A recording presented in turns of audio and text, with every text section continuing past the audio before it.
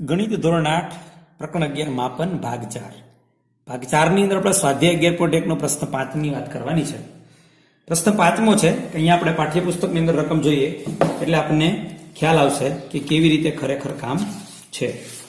અહીંયા એક કીડી છે, એ વિવિધ પ્રકારના ખોરાકોની આસપાસ ભ્રમણ કરે છે, એટલે કે ખાવા માટેના પ્રયત્નો કરે છે. અહીં લખ્યું છે કે એક કીડી કોઈ ભોંયતળિયા પર પડેલા જુદા જુદા આકારના ખાદ્ય પદાર્થની ચારે બાજુ પરિમિતિના માર્ગે પરિભ્રમણ કરે છે. એટલે આ અને આ 3 પ્રકાર આકારના ખોરાકના ટુકડા છે અને આ કીડી છે એ અહીંથી શરૂ કરીને અહીંયા ફરી પાછી તે જગ્યાએ આવે છે. પછી આવો આકારનો ખોરાક છે ત્યાં અહીંથી શરૂ કરી અને આવી રીતે અહીં ફરી કિનારી ઉપર એટલે કે પરિમિતિના આકારમાં એ પરિભ્રમણ કરે છે. અહીંયા આ શંકુ આકાર અને ઉપર અર્ધગોળાકાર ભાગ છે એની પરિભ્રમણ કરે છે.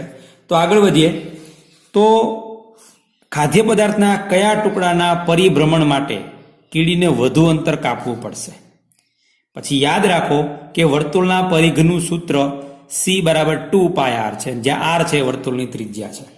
હવે આપણે અગત્યની વાત એ છે કે ત્રણેયની અંદર વર્તુળાકાર ભાગ છે, પણ વર્તુળાકાર ભાગ કેવો છે? અડધો. એટલે આપણે અહીં અર્ધ વર્તુળની પરિમિતિ એટલે કે આખા વર્તુળની નહીં. આખા વર્તુળની હોય તો આપણે લખી શકીએ 2πr, પણ અડધું છે એટલે કે 2 ભાગ છે. તો આપણે પેલા અર્ધ વર્તુળની પરિમિતિનું સૂત્ર લઈ લેશું, પછી ત્રણેયમાં વાપરવાનું થશે. પછી આની અંદર વ્યાસ, આની અંદર આ જે આકાર આપ્યો છે એ, અને આની અંદર આ જે રેખાખંડ આપ્યા છે એ. આવી રીતે આપણે આકૃતિ A, B અને C ત્રણેયની પરિમિતિ મેળવીશું.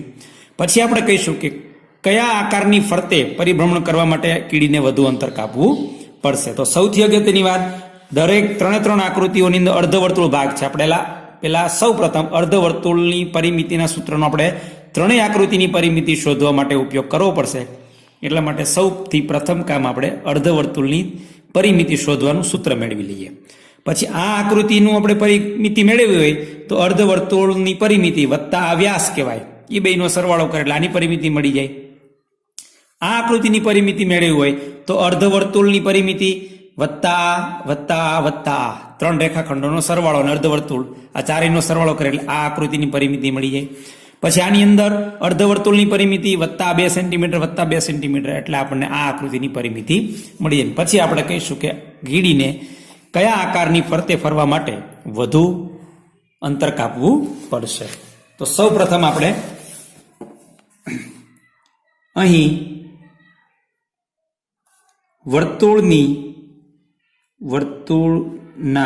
વર્તુળનું પરિઘ એટલે પરિમિતિ, ફરતી માપ બરાબર 2πr આપેલું છે, જ્યાં r એટલે વર્તુળની ત્રિજ્યા એટલે અહીંથી અડધું માપ આટલું ભાગ આખો વ્યાસ કહેવાય. આ 2.8 સેન્ટીમીટર આપ્યો છે વ્યાસ છે, ત્રિજ્યા આનાથી અડધી હોય. તો આપણે લઈ લઈએ માટે અર્ધવર્તુળની પરિમિતિ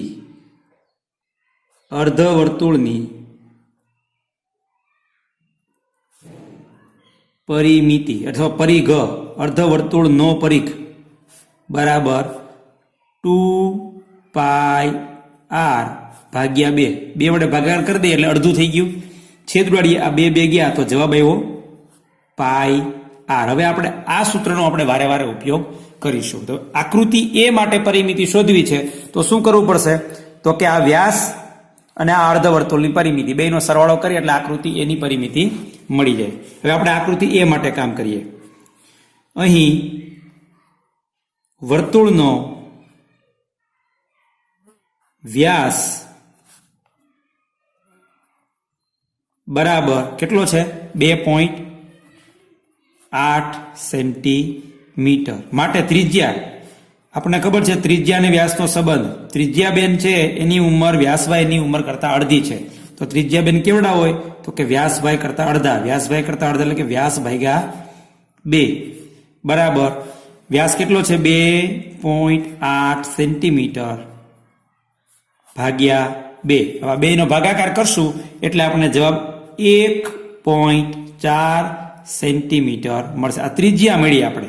આ ત્રિજ્યા શેના માટે મેળવી? કારણ કે આપણે અર્ધવર્તુળનો પરિઘ મેળવ્યો છે, એમાં r છે. r ની કિંમત આપણે 1.4 લેવી પડશે. એટલે આપણે જ્યારે જરૂર પડશે અર્ધવર્તુળની ત્રિજ્યા ત્યારે આપણે 1.4 ઉપયોગ કરીશું. તો આપણે લખીએ હવે અર્ધવર્તુળની અર્ધવર્તુળની પરિમિતિ અથવા અર્ધવર્તુળનો પરિઘ, અર્ધવર્તુળનો પરિઘ અથવા પરિમિતિ બરાબર સૂત્ર આપણે મેળવી લીધું છે પાય આર. પાયની કિંમત આપણે કીધી નથી એટલે 22 સપ્તમાંશ લઈ લેવાની ગુણ્યા આરની કિંમત આપણે મેળવી 1.4. હવે તમે જોઈ શકો છો આ 22 સપ્તમાંશ છે એમના એમ રાખીએ. આ 1.4 ને આપણે 14/10 લખી શકીએ કારણ કે એક આંકડા પછી દશાંશ ચિહ્ન હોય દૂર કરવો હોય છેદમાં 10 લખાય. છેદ ઉડાડીએ 7 દુ 14 તો ઉપર કેટલા આવશે 22 × 2 ભાગ્યા 10 બરાબર 22 × 2 એટલે 44 ભાગ્યા 10 એટલે જવાબ આવશે 4.4 કારણ કે છેદમાંથી 10 દૂર કરવા દે એક આંકડા પછી પોઈન્ટ. આટલા સેન્ટીમીટર શું આવ્યું અર્ધવર્તુળની પરિમિતિ આવી પરિઘ આવ્યો. આપણે આકૃતિ એની પરિમિતિ આકૃતિ એની કુલ પરિમિતિ કેટલી થશે તો કે આ અર્ધવર્તુળનો પરિઘ વત્તા વ્યાસ બરાબર. અર્ધવર્તુળની પરિમિતિ લખો કે પરિઘ લખો અર્ધવર્તુળની પરિમિતિ અથવા પરિઘ વત્તા વ્યાસ આપ્યો છે 2.8. આપણે મેળવ્યું અર્ધવર્તુળનો પરિઘ કેટલો છે 4.4 સેન્ટીમીટર વત્તા વ્યાસ કેટલો છે અહીંયા આપ્યો છે 2.8 સેન્ટીમીટર. આ બેનો સરવાળો કરશું એટલે 4 ને 8 12 નો બગડો દશાંશ ચિહ્ન વધી એવી 1 4 ને 2 6 ને 1 7 જવાબ આવશે 7.2 સેન્ટીમીટર.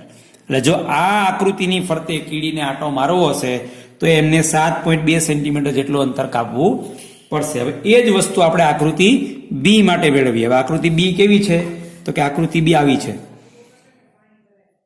આ અર્ધવર્તુળ પછી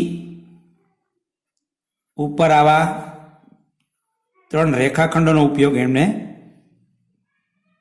કરેલો છે. આવી આકૃતિ છે અને અહીંથી આટલું અંતર એટલે કે આપણી ભાષામાં કહીએ તો આ અર્ધવર્તુળનો વ્યાસ અને આ ઉપરના રેખાખંડની લંબાઈ પણ કેટલી થશે 2.8 સેન્ટીમીટર. આ 1.5 સેન્ટીમીટર આપ્યું છે તો આ પણ કેટલું થશે 1.5 સેન્ટીમીટર. હવે આપણી પાસે બધા માપ છે પણ આ અર્ધવર્તુળની પહેલા પરિમિતિ એટલે કે પરિઘ મેળવવો પડશે.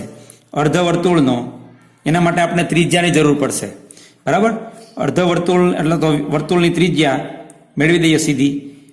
ત્રિજ્યા બરાબર વ્યાસ આપણે અહીંયા ન મેળવીએ તો પણ વાંધો નહીં. શા માટે કારણ કે અહીંયા મેળવી લીધી છે એટલી ને એટલી છે. કેટલી આવશે 1.4 સેન્ટીમીટર. આનો ઉપયોગ સીધો કરીએ. સીધું આપણે લખીએ અર્ધવર્તુળની પરિમિતિ. અર્ધવર્તુળની પરિમિતિ પણ આપણને એટલી જ મળશે કેટલી આટલી. એટલે હવે આમાં પણ મેળવી નથી આપણે સીધી લખી દઈએ કે આકૃતિ બી ની પરિમિતિ બરાબર શું લખશું અર્ધવર્તુળનો પરિઘ એટલે કે અર્ધવર્તુળની પરિમિતિ વત્તા 1.5 સેન્ટીમીટર વત્તા 2.8 સેન્ટીમીટર વત્તા 1.5 સેન્ટીમીટર. તો લખીએ સીધો જવાબ અર્ધવર્તુળની પરિમિતિ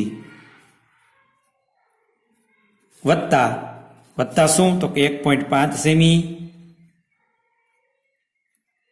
વત્તા 2.8 સેમી વત્તા 1.5 સેન્ટીમીટર. તો અહીંયા અર્ધવર્તુળની પરિમિતિ આપણે મેળવી લીધી અગાઉ એટલી જ આવશે કારણ કે એનો વ્યાસ પણ 2.8 હતો અહીંયા પણ 2.8 છે. તો જવાબ લખશું 2.8 સેમી વત્તા 1.5 સેમી વત્તા 2.8 સેમી વત્તા 1.5 સેમી. સરવાળો કરીએ 5 ને 8 13 અથવા તો 8 ને 8 16 ને 10 26 નો છગડો વધી 2 દશાંશ ચિહ્ન નીચે દશાંશ ચિહ્ન 3 4 5 6 7 8 જવાબ આવશે 8.6 સેન્ટીમીટર. આટલી આ આકૃતિની પરિમિતિ થશે. કદાચ તમને આ આડો સરવાળો ન આવડે તો ઊભો સરવાળો પણ કરી શકો. કઈ રીતે આપણે જોઈએ. 2.8 વત્તા 1.5 વત્તા 2.8 વત્તા 1.5 સરવાળો કરીએ. 8 ને 5 13, 13 ને 8 21 ને 5 26 નો છગડો વધી એવી 2 દશાંશ ચિહ્ન ની દશાંશ ચિહ્ન 2 ને 2 4 ને 5 6 7 ને 8 8.6 સેન્ટીમીટર. હવે આપણે જોઈએ આકૃતિ સી ની પરિમિતિ, એટલે કે જો કીડીને આ ખોરાકના ટુકડાની ફરતે પરિભ્રમણ કરવું હશે તો 8.6 સેન્ટીમીટર જેટલું ફરવું પડશે. આકૃતિ ત્રીજી છે.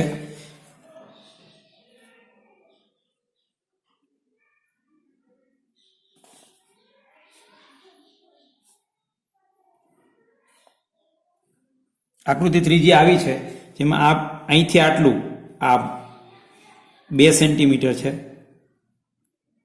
એવી રીતે આ પણ 2 સેન્ટીમીટર છે, અને આ જે વ્યાસ છે અહીંથી આટલો એ અગાઉની જેમ 2.8 સેન્ટીમીટર, એટલે આ ભાગ છે. એટલે કે આપણે વર્તુળનો વ્યાસ આપ્યો છે, એટલે આપણે વર્તુળ આ અર્ધવર્તુળનો પરિઘ આપણે મેળવી લીધો છે.